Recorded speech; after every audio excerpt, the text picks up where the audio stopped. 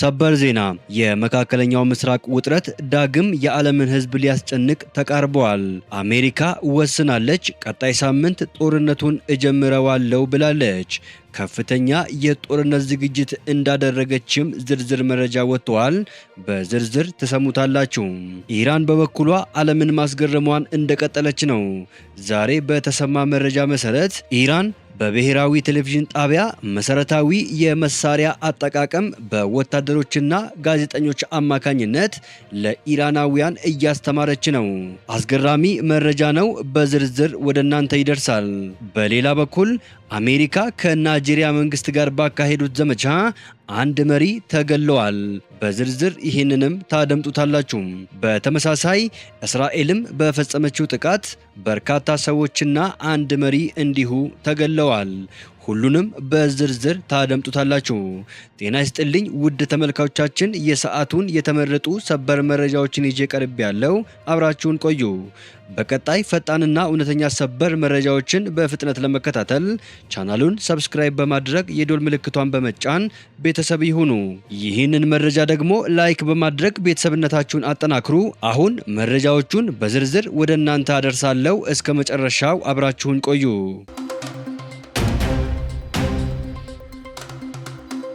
በቅድሚያ ዓለምን ያስገረመ የኢራን ተግባር። የኢራን ብሔራዊ ቴሌቪዥን ባስተላለፋቸው በርካታ ፕሮግራሞች ላይ አቅራቢዎቹ በስቱዲዮ ውስጥ ጠመንጃ ይዘው በመቅረብ መሰረታዊ የጦር መሳሪያ አጠቃቀምን እየተማሩ እንደሆነና ካስፈለገም በጦርነቱ ውስጥ እንደሚሳተፉ ተናግረዋል። በሶስት የተለያዩ ፕሮግራሞች ላይ የታዩት እነዚህ ስርጭቶች በኢራን መገናኛ ብዙሃን የተዘገቡ ሲሆን በበየነ መረብ ላይም የተለያዩ ግብረ መልሶችን ቀስቅሰዋል። አንዳንድ የማህበራዊ ሚዲያ ተጠቃሚዎች ድርጊቱን እንደ ጦርነት ዝግጅት ወይም የህዝብ ቅስቀሳ ምልክት አድርገው ገልጸውታል።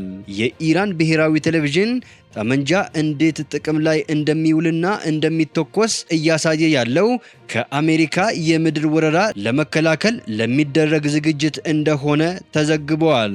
በተያያዘ አሜሪካና እስራኤል በሚቀጥለው ሳምንት መጀመሪያ ላይ በኢራን ላይ ጥቃቶችን ሊጀምሩ እንደሚችሉ ኒውዮርክ ታይምስ ዘገበ።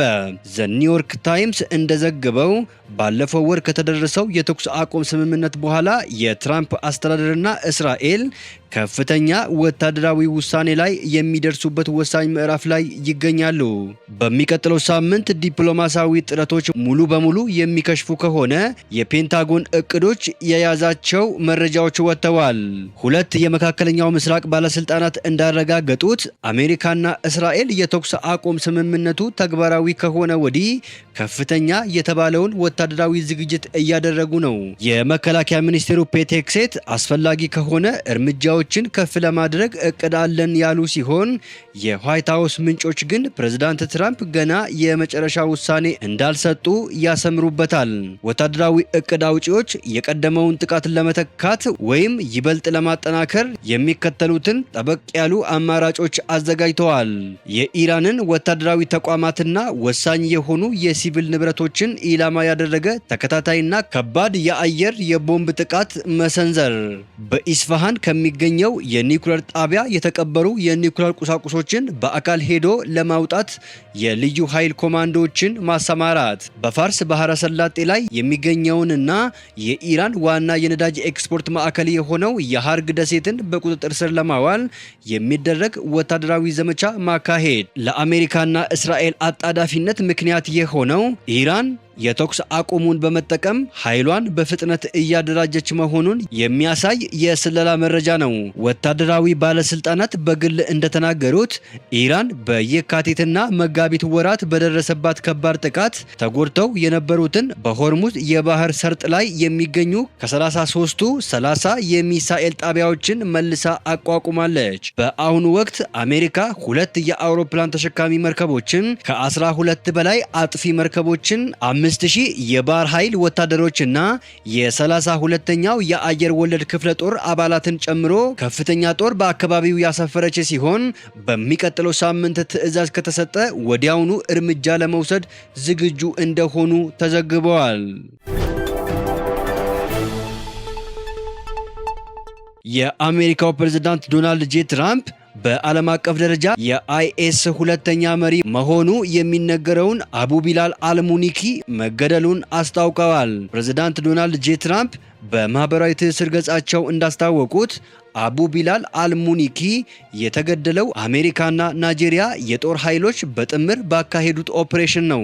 ዋሽንግተን አቡ ቢላል አልሙኒኪን በፈረንጆቹ 2023 ዓለም አቀፍ አሸባሪ በማለት መፈረጃዋ የሚታወስ ሲሆን አሸባሪ ቡድኑ ውስጥ ከፍተኛ ተሰሚነት ያለው ሁለተኛ መሪ መሆኑ ይነገርለታል። የናይጄሪያ ጦር በጉዳዩ ላይ እስካሁን ያለው ነገር የለም። አልሙኒኪ የቡድኑን የአፍሪካ ሴል የሚመራ ሲሆን በተለይም በቻድ፣ ኒጀር እና ማሊ በስፋት የሚንቀሳቀሰውን ቡድን በበላይነት ይመራ እንደነበረ ተሰምተዋል። ፕሬዝዳንት ዶናልድ ጄ ትራምፕ የአልሙኒኪ ግድያ አሸባሪ ቡድኑን በአፍሪካ ብሎም በዓለም አቀፍ ደረጃ ክፉኛ የሚጎዳው መሆኑን በመግለጽ የናይጄሪያ መንግስትን ለአጋርነቱ አመስግነዋል። በተመሳሳይ እስራኤል በጋዛ አየር ጥቃት የሐማስ አዛዥን መግደሏን አስታውቃለች።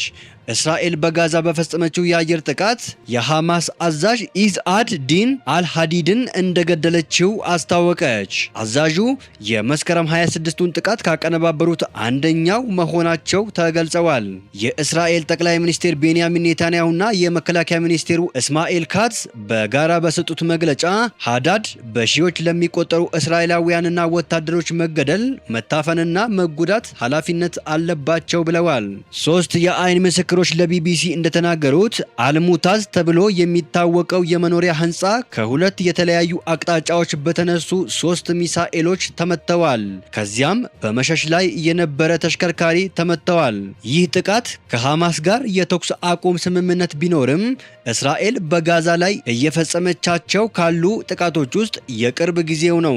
ሐማስ ግን የቡድኑ የጦር ክንፍ ቃሳም ብርጌድ አዛዥ የሆነው ሃዳድ ስለመገደሉ እስካሁን ማረጋገጫም ሆነ ማስተባበያ አልሰጠም። በጋዛ መሃል ከተማ ላይ በአየር ጥቃት የተመታው የመኖሪያ ህንፃ ላይ ትልቅ እሳት ተነስተዋል። የህይወት አድን ሰራተኞች በስፍራው በፍጥነት ቢደርሱም የተጎዱ ሰዎችን ለማውጣት ከባድ ችግር እንደገጠማቸው እማኞች ተናግረዋል። አሜሪካ የተኩስ አቁሙ በ45 ቀን መራዘሙን ስታስታውቅ የእስራኤል ጦር 6 ሰዎችን መግደሉን ሊባኖስ ገለጸች። የእስራኤል ጦር በደቡባዊ ሊባኖስ በፈጸመው የአየር ድብደባ 3 የጤና ባለሙያዎችን ጨምሮ 6 ሰዎች መገደሉን የሊባኖስ ጤና ሚኒስቴር አስታወቀ። ዋሽንግተን በበኩሏ በሁለቱ ሀገራት መካከል የተደረሰው የተኩስ አቁም በ45 ቀን መራዘሙን ይፋ አድርጋለች። የሊባኖስ ጤና ሚኒስቴር በሃሮፍ ከተማ የሚገኘው የሲቪል መከላከያ ማዕከል ጥቃት ከደረሰበት በኋላ 4ኛው የሕክምና ባለሙያ ከፍተኛ ጉዳት እንዳጋጠመው አስታውቋል። የአሜሪካ ውጭ ጉዳይ ሚኒስቴር እስራኤልና ሊባኖስ ለ2 ቀናት በዋሽንግተን ድርድር ካደረጉ በኋላ የተኩስ አቁሙን ለማራዘም መስማማታቸውን ገልጸዋል። የአሜሪካው ፕሬዝዳንት ዶናልድ ጄ ትራምፕ ሚያዝያ 8 2018 ዓ.ም በሁለቱ ሀገራት መካከል የተኩስ አቁም ስምምነት መደረሱን ይፋ ቢያደርጉም ከሄዝቦላ ጋር የሚደረገው ውጊያ ግን ቀጥለዋል። የሊባኖስ ጤና ሚኒስቴር በሀገሪቱ ደቡባዊ ክፍል እስራኤል በፈጸመችው ጥቃት 8 ህፃናትን ጨምሮ 22 ሰዎች መገደላቸውን አስታውቀዋል። እስራኤልና ሄዝቦላ የሚያካሄዱትን ውጊያ ተከትሎ ከ1 ሚሊዮን በላይ ሊባኖሳውያን ከመኖሪያቸው ተፈናቅለዋል። እስራኤልና ሄዝቦላ መካከል ግጭት የተቀሰቀሰው የኢራን ጦርነት በተጀመረ በሁለተኛው ቀን የካቲት 23 2018 ዓ.ም ነው። ከዛ ጊዜ ጀምሮ በግጭቱ በሊባኖስ ብቻ ቢያንስ 2896 ሰዎች ሲገደሉ 18 የእስራኤል ወታደሮችና ሰላማዊ ሰዎችም ተገለዋል። ውድ ተመልካቾቻችን ለሰዓቱ የተሰሙ የተመረጡ ሰበር መረጃዎችን ወደ እናንተ ያደረስናቸው ናቸው። ከሰዓታት በኋላ በሌላ ሰበር መረጃዎች እስከምንገናኝ በያላችሁበት የዓለም ዳርቻ ቸር ቆዩልን። ሰላም ለዓለማችን ይሁን።